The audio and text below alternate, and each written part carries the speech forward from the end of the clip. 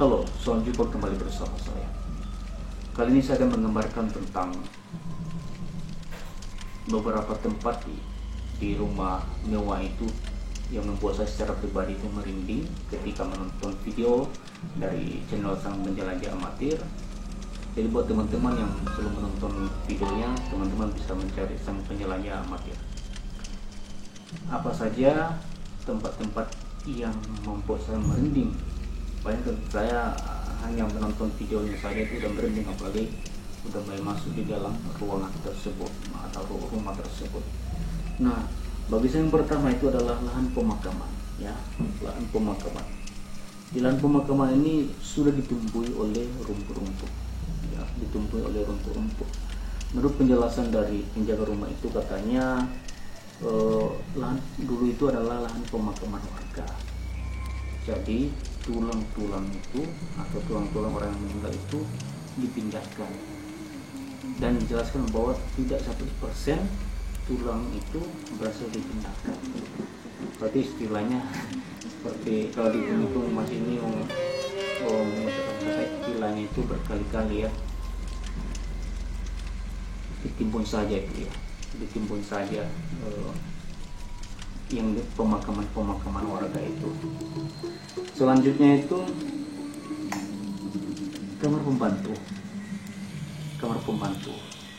Jadi di kamar pembantu ini kita bisa melihat, cuman tidak tahu berapa ukurannya ya. Yang penting tempat tidurnya ada 2, atas dan bawah, seperti di mirip divan ya.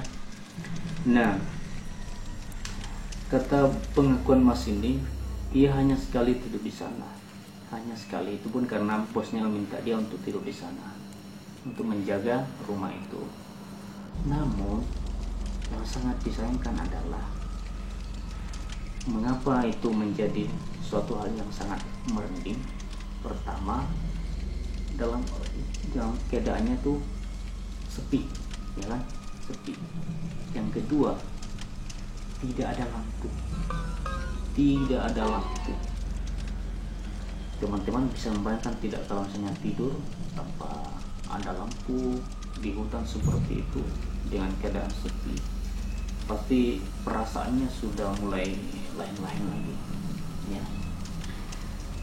Selanjutnya itu ruangan kosong. Jadi ruangan kosong di sini ketika mereka berdua naik ke lantai 2, bagi saya ini yang sangat menantang sebenarnya ya. Kalau saja mereka itu berhasil naik lagi ke sana, mungkin akan lebih berbeda lagi auranya itu. Jadi ketika mereka masuk di ruangan itu, ruangan kosong ini, tiba-tiba keluar kelelawar besar.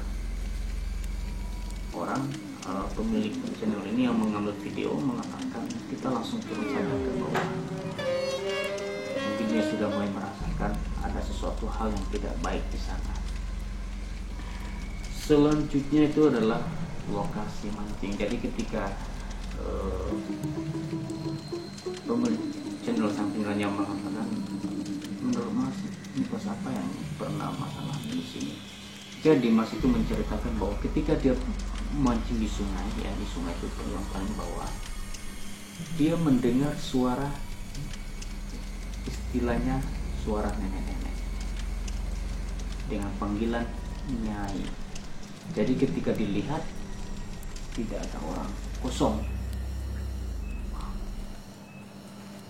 Teman-teman pasti pernah merasakan hal-hal seperti itu. Mungkin yang manggil bukan nenek, tapi ya bisa jadi anak kecil, bapak-bapak, kakek-kakek dan lain sebagainya, ya kan? Selanjutnya itu adalah ayunan anak-anak. Bagi saya ayunan anak-anak ini sangat menarik, sangat menarik. Dan saya bisa melihat sendiri aura dari ayunan anak-anak itu. Apalagi Mas ini pernah mengatakan bahwa sempat dia mendengar langkah-langkah anak kecil, dan dia menceritakan kepada ibunya, dan ibunya katanya dia juga pernah mendengar langkah-langkah anak-anak yang sedang berjalan. Bahwasanya menceritakan udah merinding ya. Jadi seperti yang kita ketahui dan kita saksikan sendiri ya, dalam film-film horor itu digambarkan bahwa ayunan anak-anak ini atau ayunan itu identik dengan hal-hal yang sangat supranatural ya, mistis ya, mistis. Saya aja waktu membuat menonton videonya, merangkum satu itu, saya bisa merasakan bagaimana aura dari rumah tersebut. Yang terakhir adalah ruang tamu. Jadi ketika si sang penyelanjut amatir ini ingin mengakhiri videonya itu, dia masuk ke kamar, tapi bukan masuk ya, di samping itu di ruang tamu itu ada kursi, ada kursi lengkap semuanya itu. Memang keadaannya sudah tidak bersih ya, artinya sudah memperhatikan sekali. Jadi dari situ lebih parah lagi auranya, di merinding. Dia hanya bisa melihat di kaca, dia pakai senter, jadi itu bisa jelas sekali.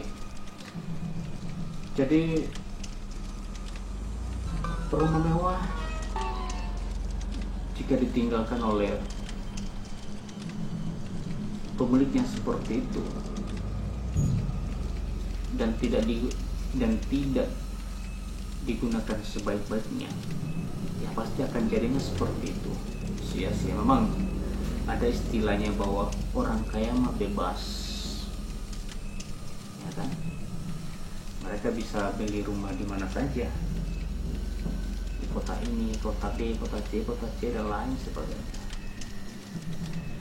Namun jika rumah itu tidak dijual, hanya dibiarkan begitu saja, tidak akan berarti apa-apa. Sampai mati pun ya dalam keadaannya itu terus seperti itu ya, karena istilahnya seperti yang rumah itu, kalau keberadaan dari pemilik rumah itu tidak diketahui ya, sampai 100 tahun pun saya yakin rumah itu akan tetap seperti itu. Tapi kalau misalnya dijual, ya tentu kan digunakan kembali, ya kan, orang yang membeli rumah itu dan bermanfaat. Jadi saya baru pertama kali saya mengkritisi tentang rumah yang mewah ini dan membuat saya merasa ada sesuatu hal yang kurang beres dengan rumah itu. Biasanya kalau menonton channel-channel tentang semacam eksperimen, ketika mereka mau survei atau observasi melakukan pengamatan di rumah malam-malam itu, lumayan sih, tapi ini lebih menantang sebenarnya, lebih merasakan dari auranya, karena menurut saya ini suatu hal yang sangat misterius, apalagi itu banyak peliharaan bapak-bapak itu kan, ikan koi, apalagi burung-burung, katanya jenis-jenis burung-burung, rusa dan lain sebagainya. Bahkan ada orang yang pernah kerja di sana tidak betah. Tapi yang membuat saya penasaran kan, setidaknya kan pihak di sana kan punya data dari pemilik rumah itu.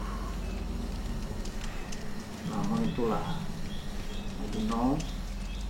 Kita berharap saja mudah-mudahan keluarga dari orang-orang yang menonton channel dari sang penjelajah amatir itu ya bisa turun langsung untuk melihat kondisi dari rumah itu sekarang itu.